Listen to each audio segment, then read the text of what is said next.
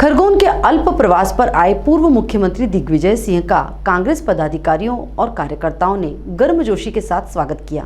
प्रदेश के पूर्व मुख्यमंत्री दिग्विजय सिंह बीती शाम को अल्प प्रवास पर खरगोन पहुंचे। वह भगवानपुरा विधायक केदार डाबर के निमंत्रण पर इंदल कार्यक्रम में शामिल होने के लिए आए थे। इस दौरान सर्किट हाउस पर पहले से मौजूद कांग्रेस पदाधिकारियों और कार्यकर्ताओं ने उनका जोरदार स्वागत किया। कार्यकर्ताओं से मुलाकात के बाद वह मीडिया से रूबरू हुए। मीडिया से रूबरू होते हुए उन्होंने ऑर्गेनिक खेती और सौरभ शर्मा पर पूछे गए सवालों का खुलकर जवाब दिया। उन्होंने ऑर्गेनिक कॉटन की खेती को लेकर पूछे सवाल पर कहा कि खरगोन में कोई ऑर्गेनिक कॉटन की खेती करता ही नहीं है। झूठे कैसे बनाए जाते हैं और सब्सिडी ली गई है। केंद्रीय मंत्री पीयूष गोयल का पत्र प्राप्त हुआ था। शिकायत में काफी सत्यता है। उस पर केस रजिस्टर्ड किया गया है। राज्यसभा में प्रश्न भी पूछा जाएगा कि उस पर क्या कार्रवाई हुई है। ऑर्गेनिक कॉटन का बहुत बड़ा स्कैम है। इसमें बहुत बड़ा घोटाला हुआ है। यह मध्य प्रदेश के साथ साथ देश को अंतर्राष्ट्रीय बाजार में बदनाम करने का एक प्रयास है। दिल्ली चुनाव को लेकर दिग्विजय सिंह ने कहा कि कांग्रेस पार्टी विचारधारा के आधार पर चुनाव लड़ेगी। वहीं सौरभ शर्मा की कार से बड़ी मात्रा में बरामद हुए नकदी पैसे और सोने के मामले पर मुख्यमंत्री ने कहा कि सौरभ शर्मा एक सामान्य सिपाही हैं। उसके पास इतना पैसा कहां से आया और कौन कौन इसमें शामिल है, इसकी जांच होना चाहिए।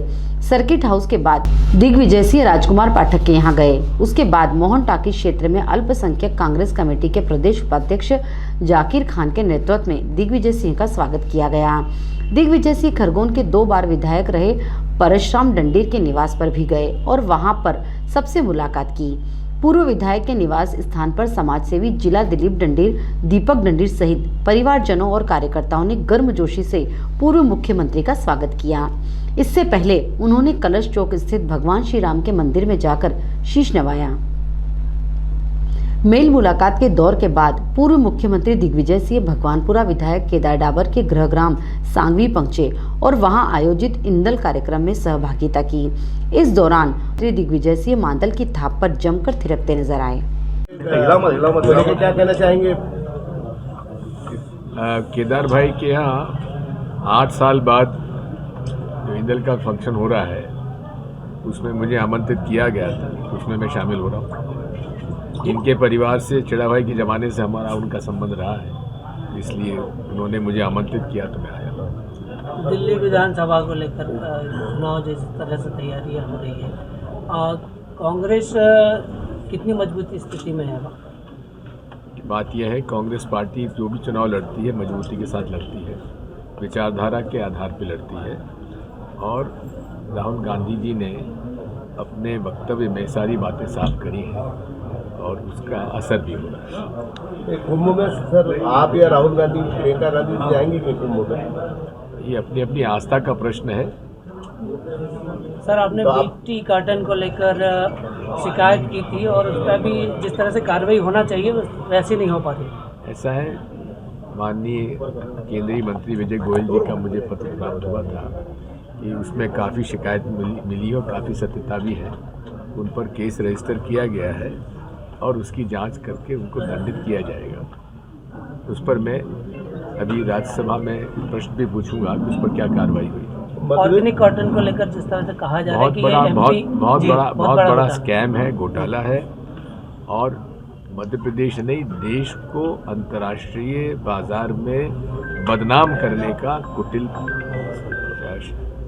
एक उदाहरण है, प्रयास है। इसमें मैं बधाई देता हूँ सेंगर को, लपेटा जो के माध्यम से उसने इस बात पर रिसर्च करके किया है और काफ़ी उसमें सत्यता है। कोई आप खरगोन में कोई ऑर्गेनिक कॉटन की खेती नहीं करता। झूठे केस बनाए गए, सब्सिडी ली गई और उसका पूरे अंतर्राष्ट्रीय क्षेत्र में हमको ब्लैकलिस्ट किया गया। भोपाल गैस जो केस कांड हुआ है, केस कांड को लेकर जैसे अरुण यादव ने ट्वीट किया, आप क्या कहना चाहेंगे, आप क्या बात करेंगे? कि ये बात राज्य सरकार को हर परिस्थिति से जांच करने के बाद ही कुछ निर्णय लेना चाहिए। अब वहाँ क्यों भोपाल का जो कचरा था वो पीतमपुर में डालने का क्या औचित्य था, मैं नहीं समझ पाया। हाल ही में अभी मामला हुआ है, जो किसानों की सम्मान निधि का जो डाटा होता है वो डाटा खरगोन में पूरा लीक हो गया है और जगह जगह पहुंच गया है। देखा मैंने, वैसे पर्सनल डाटा लीक नहीं होना चाहिए। सर केस कांड का पूछा था मैंने, केस कांड जो हुआ है भोपाल में जो करोड़ों रुपए मिले सौरभ वाला। हाँ सर, सौरभ शर्मा, पहली बात तो ये है कि सौरभ शर्मा एक साधारण सिपाही, अब ये बताया जा रहा है कि ये सारा सोना उसका है।